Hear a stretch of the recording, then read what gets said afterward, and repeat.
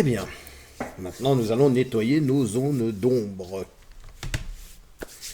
Parfois, c'est vrai que je me dis que nous sommes dans une société où l'on ne s'intéresse pas à la santé, mais on s'intéresse plutôt à la maladie. Effectivement, on s'attaque à la maladie avec des anti-inflammatoires, des antidouleurs, méthodes anti-stress. Mais dans certains cas, le pire ennemi dans votre dépression, c'est vous-même. Pourquoi? Parce qu'il n'y a pas de pensée négative ou positive. Ce sont juste des manifestations de votre esprit. Alors, il faudrait décaper ces zones d'ombre et être moins réticent, c'est-à-dire que les obstacles comme la critique, la peur, l'angoisse, le jugement, etc., sont vraiment nuisibles pour nous. Contrairement à la peur, bien sûr, qui résile de la présence d'un danger réel, l'angoisse ou l'anxiété, ce sont des termes qui viennent en français, sont souvent déclenchés par l'anticipation d'un danger, par une menace virtuelle. Alors, pour cette raison, la crise d'angoisse, en tout cas les crises d'angoisse, sont parfois difficiles à gérer. Ça, il faut le reconnaître, car elles offrent peu de prise au rationnel, c'est-à-dire au processus cognitif qui aide à maîtriser la peur dans d'autres situations plus concrètes.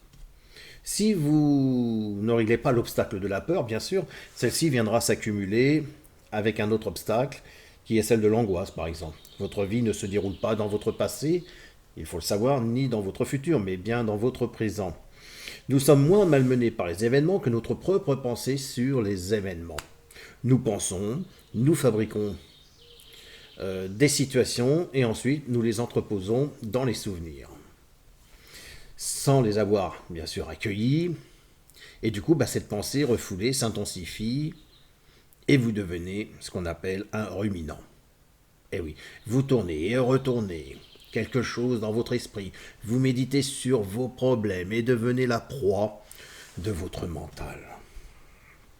En d'autres mots, nous fabriquons notre réalité à partir de la façon dont nous traitons nos expériences, c'est-à-dire à travers nos émotions. Et rappelez-vous qu'une émotion est une réaction du corps à votre mental. Il est nécessaire d'avoir moins de pensées et plus de présence. Ça, c'est plus difficile, c'est pourquoi on parle d'omniprésence. Certaines personnes disent de faire le vide. Oui, c'est bien, mais on sait que le propre de l'esprit est de produire de la pensée. Donc faire le vide, je vous répondrai, c'est de produire moins de pensée. On l'a vu dans la mesure du temps. Imaginez une casserole, je mets de l'eau dedans, la surface est lisse, je peux voir le fond de la casserole, tout est calme. Je prends cette casserole, je la mets sur le feu, j'allume le feu. Qu'est-ce qui va se passer? La chaleur augmentant, mon eau va être en ébullition. Et imaginez toutes ces gouttelettes en ébullition. Eh bien, imaginez que ce soit le flot de pensée qui vous assaillit. Eh bien, à un moment donné, vous ne voyez plus le fond. Ça bout, ça bout, ça bout. Et en fait, comme vous ne voyez plus la surface lisse de l'eau, eh bien, on ne peut plus voir le fond. Et lorsque vous produisez trop de pensées, vous ne pouvez plus, du coup, être vigilant.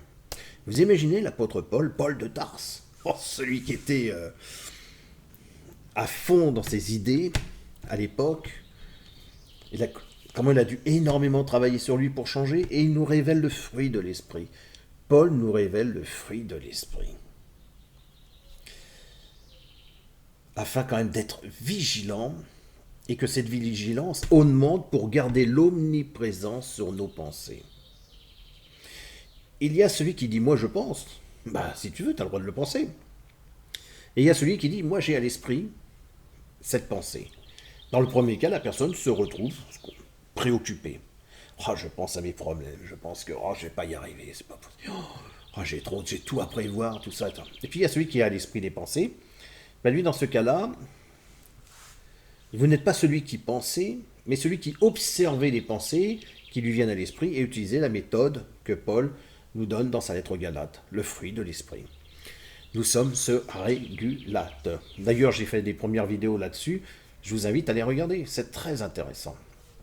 Si on éprouve de la colère, c'est qu'elle nous met à l'épreuve, qu'elle nous envahit et probablement qu'elle nous modifiera. Mais par bonheur, on peut aussi éprouver de la joie. Et l'épreuve de la joie, c'est délicieux.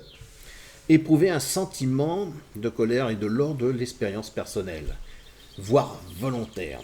Le terme étant plus profond que ressentir de la colère. Le sentiment est intégré, digéré, et on peut supposer qu'il laissera des traces. Quand on ressent de la colère, c'est qu'on peut envisager qu'elle se dissipe rapidement. Vous voyez, entre le ressentir et l'éprouver sont deux nuances différentes. Pour reprendre Rav Eli Lemel, c'est un rabbin, je vais le citer, pourquoi on se met en colère. Il dit, pourquoi on se met en colère. Alors je le cite, pour une raison très simple, et que la réalité n'est pas celle qu'on voudrait. Pourquoi travailler sur la colère? Il dit, l'immense majorité des colères sont des réactions par rapport à des situations qui ne sont pas celles qu'on voudrait qu'elles soient. Il faut donc un point de départ.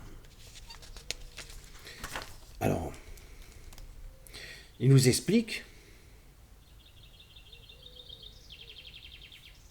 le système de la colère, c'est de rentrer dans le rapport de force, exprimer sa volonté de façon colérique. Comment on fait un travail sur la colère? Le point de départ est sur une chose qui a priori est très simple et très complexe. C'est d'apprendre à travailler, attention, alors retenez bien, apprendre à travailler à supporter. Ça vous rappelle pas quelque chose là? Allez, je vais vous citer. Supportez-vous les uns les autres, et si l'un a sujet de se plaindre de l'autre, pardonnez-vous réciproquement. Ça vous parle pas, ça? L'apôtre Paul, dans sa lettre aux Colossiens, chapitre 3. Rav Eli Lemel nous dit aussi, travailler sur le modèle, la notion de supporter. C'est d'être capable, au quotidien, de s'obliger à ne pas réagir immédiatement. Lorsqu'une chose nous cause problème, pour élaborer la réponse adéquate pour faire passer le message. Dans la colère, la violence passe, mais pas le message. Attention, il nous explique aussi qu'il y a des colères craquage, avec le manque de sommeil, parfois ça peut arriver qu'on craque. Il y a des colères aussi comme système, modèle de fonctionnement. Donc, résultat immédiat, mais à terme, dramatique pour la personne. C'est ces personnes généralement qui sont accoutumées à la colère. Ou plutôt de dire, j'ai en moi de la colère qu'il ne va pas falloir que je réprime et que j'accueille et que j'apprenne à méditer, à faire de la prière et autres. Et il y a des personnes qui se disent, moi je suis coléreux. C'est-à-dire qu'ils ont une pensée qui leur vient à l'esprit et ils deviennent cette pensée, c'est ce qu'on parlait dans une vidéo précédente, il y a l'empire, la colère qui nous influence, mais il y a aussi l'emprise lorsqu'on est sous l'emprise d'une pensée. Voyez. Donc c'est plus l'idée que l'on se fait d'une situation plutôt que de la situation elle-même qui vous paralyse. Une émotion apparaît, c'est-à-dire une angoisse. On se laisse effrayer par la production de pensées de notre esprit. Le terme de crise d'angoisse peut recouvrir différentes réalités, allant d'un état anxieux à une crise de panique. Votre dépendance à la colère est l'art de la caricature, fondée sur l'exploitation de vos peurs. Notre cerveau, à qui nous avons appris, c'est un cerveau qui sert de générateur automatique de pensée, souvent hors de contrôle. Alors j'ai à l'esprit qu'il serait intéressant de parler aussi de l'amygdale du cerveau dans la prochaine vidéo. L'amygdale du cerveau est quelque chose de vraiment très intéressant.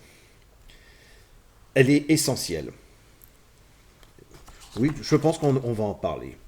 Allez, moi je vous dis à bientôt pour la prochaine vidéo du coup. Au revoir.